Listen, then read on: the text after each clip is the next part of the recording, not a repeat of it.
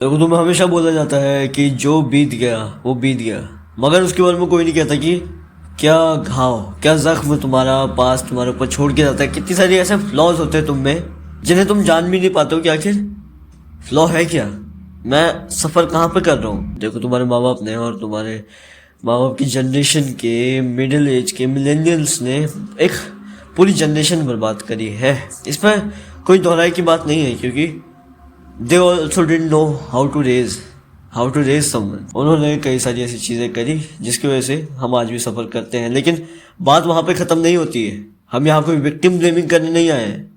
हमें यहाँ कोई विक्टिम ब्लेमिंग करने नहीं आए कि पास्ट में हमारे साथ किसने क्या किया, मगर हम ये चेंज करने आए हैं कि हम अपने साथ क्या कर सकते हैं, हम अपने आप को कहाँ ले जा सकते हैं और हम अपने आप को कितना स्ट्रेस में डालते हैं, कितना प्रताड़ित करते हैं। इसलिए आइए इस चीज़ को चेंज करते हैं, ताकि तुम अपने फैमिली के साथ, तुम दुनिया के साथ और तुम खुद के साथ अच्छे रिलेशंस बना सको। अगर तुम्हारे दिल में कोई भी रिग्रेट है, अगर कोई भी ट्रॉमा है, कोई भी तुम सोचते हो कि कुछ रह गया, कुछ खाली है अंदर, मगर तुम ये जान नहीं पाते हो कि आखिर है क्या वो चीज़। क्योंकि देखो, हमारी मेमोरी का काम कोई इतना बेसिक सा नहीं होता है कि वो बस कुछ चीज़ें याद रखती है, मगर मेमोरी का काम बहुत ज़्यादा एसेंशियल होता है हमारे सर्वाइवल में।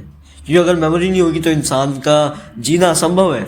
मेमोरी से इंसान अपने एक्सपीरियंसेस सीखता है। वो ये सीखता है कि अगर झाड़ी हिल रही है और वहाँ से कोई जंगली जानवर निकला तो अगली बार तुम्हें वहाँ पे स्ट्रेस महसूस हो, और स्ट्रेस का काम यही होता है कि वो तुम्हें फाइट, फ्लाइट और फ्रीज में डाले। और अगर तुम अपनी ज़िंदगी में, खासकर चाइल्डहुड में, ऐसी कोई सिचुएशंस में आए हो जहाँ पे तुम फाइट, फ्लाइट और फ्रीज में से फ्रीज चुनते हो, तुम्हें ऐसे डोमेस्टिकली अब्यूज़ किया जाए, सेक्सुअली हरास किया जाए, या फिर तुम खुद से बहुत ज़्यादा झूठ बोलते हो, देन तुम्हारा कोर्टिजोल स्पाइक पे रहने वाला है और तुम्हारा जो सेरोटोनिन होगा वो ओवर टाइम उसकी प्रोडक्शन गिर जाएगी। और ये जो स्ट्रेस है और ये जो ट्रॉमा है वो हर कोई फेस नहीं करता है, मगर एक लेवल में हर कोई फेस करता है और हर कोई इसको हैंडल करना नहीं जानता, जिसकी वजह से वो स्ट्रगल करता है। मतलब अगर कोई याद तुम्हें सेम लेवल ऑफ फियर अभी भी देके जा रही है, मतलब तुम्हारा सेरोटोनिन गिरा हुआ है, तुम सेटिस्फैक्टरी फील करना छोड़ो, तुम हमेशा डर में, तुम हमेशा एक्सट्रीम इमोशंस में, तुम हमेशा गुस्से में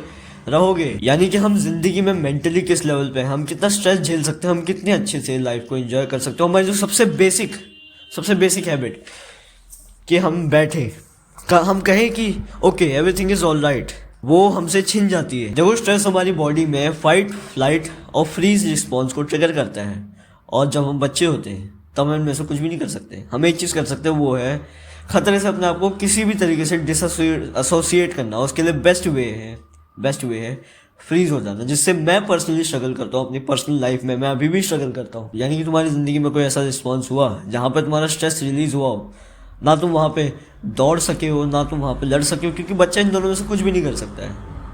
एक छोटा बच्चा जिसने 5, 6, 7 साल की उम्र में लड़ाइयाँ देखी है, जिसने अपने माँ बाप को लड़ते हुए देखा है, जिसने कोई पड़ोसी से लड़ते हुए देखा है, या फिर उसको बहुत परेशान किया गया है, तो इनमें से कुछ भी नहीं कर सकता। वो ना ही मुक्का मार सकता है, ना ही भाग सकता है। इसीलिए उसके लिए सबसे बेस्ट ऑप्शन होता है कि वो फ्रीज हो जाए। शायद अगर मैं ऐसे रुक के झुक जाऊं, शायद शेर मेरे बगल से निकल जाए।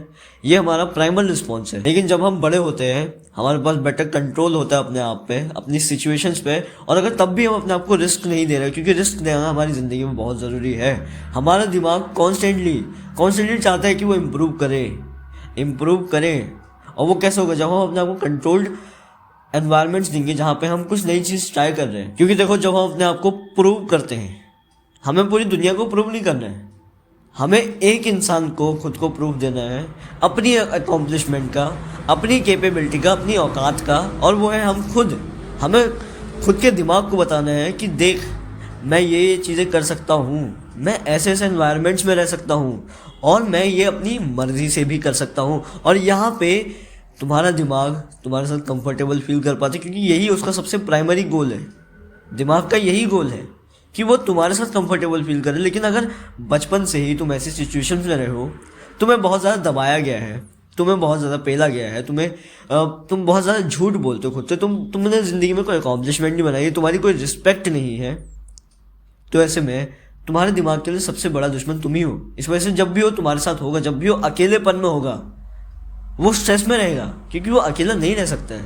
वो तुमसे सेटिस्फाइड है ही नहीं। और जब भी एक टाइम लिमिट रखते हैं 2 साल तक कोई मेमोरी तुम्हें अभी भी तंग कर रही है, मतलब तुम अभी भी उसको आउटग्रो नहीं कर पाए हो। मे बी किसी लड़की ने तुम्हें रिजेक्ट किया हो, तुम्हारा पब्लिकली मजाक उड़ा हो, तुमने कोई लड़ाई देखी हो, तुम्हें किसी ने बुली किया हो, अगर वो अभी भी तुम उससे ओवरकम नहीं कर पा रहे हो तो उसका मतलब है तुम अभी भी उतने केपेबल नहीं हो, उतने केपेबल नहीं हो कि तुम उस लेवल का स्ट्रेस अभी हैंडल कर पाओ। दिमाग हमसे बस पूछ रहा है तू अब ठीक है ना, मैं तेरे को ये मेमोरी दिखा रहा हूँ, तूने इस मेमोरी से कुछ सीखा, तू इस मेमोरी को आउटग्रो कर पाया, और अगर नहीं कर पाया तो तू क्या कर रहा है, तू क्या कर रहा है तू, मैं अभी भी तेरे साथ कंफर्टेबल नहीं हूँ, डू समथिंग अबाउट इट। मतलब इसका सोल्यूशन ही यही से आता है कि तुम्हें अपने आप को केपेबल बनाना होगा, क्योंकि देखो एट द एंड हमारा दिमाग कभी भी हमारी बॉडी में ट्रांसलेट नहीं होता। दिमाग से मैं बहुत कुछ सोच सकता हूँ, बट वो ट्रांसलेट तभी होगा जब मेरा नर्वस सिस्टम अकॉर्डिंगली एक्ट करेगा। और नर्वस सिस्टम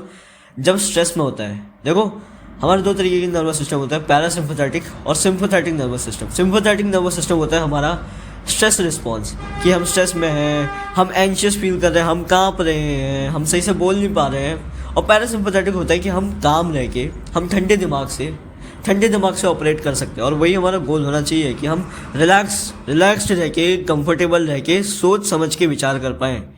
मगर वो कैसे होगा, अपने आप को तक केपेबल बनाना होगा, अपने नर्वस सिस्टम को उस हिसाब से ढालना होगा कि वो मुश्किल सिचुएशंस में, और ख़ासकर उन सिचुएशंस में जो तुमने फेस करी है, मे भी तुम्हें बहुत ज़्यादा बुली किया हो, मे भी तुम्हें सेक्सुअली हरास किया हो, मे भी तुमसे किसी ने ऊंची आवाज़ में बात करी हो, तो वैसी सिचुएशन में तुम कह सको कि ओके आई एम रिलैक्स, क्योंकि अब मैं बड़ा हूँ, अब मैं बच्चा नहीं हूँ, अब मैं बड़ा हूँ, I am a grown man, grown women, I am stronger, I am better. तो अब मैं वैसा फील नहीं कर सकता, यानी कि अब आई एम सेफ। और अगर कोई मेमोरी स्पेसिफिकली तुम्हें कोई चीज़ याद दिलाती है, तुम्हें डराती है, तो तुम्हें ज़रूरत है उस मेमोरी में जाने की, जिस मेमोरी से तुम डरते हो, उसको एग्जैक्ट वर्ड बाय वर्ड बयान करने का सबसे अच्छा मेथड है लिखना। लिखो, अपने सारे विचार लिख दो कि क्या एग्जैक्ट सिचुएशन हुई थी, क्या एग्जैक्ट चीज़ मुझे फील होती है, क्या एग्जैक्ट चीज़ का मुझे रिग्रेट है,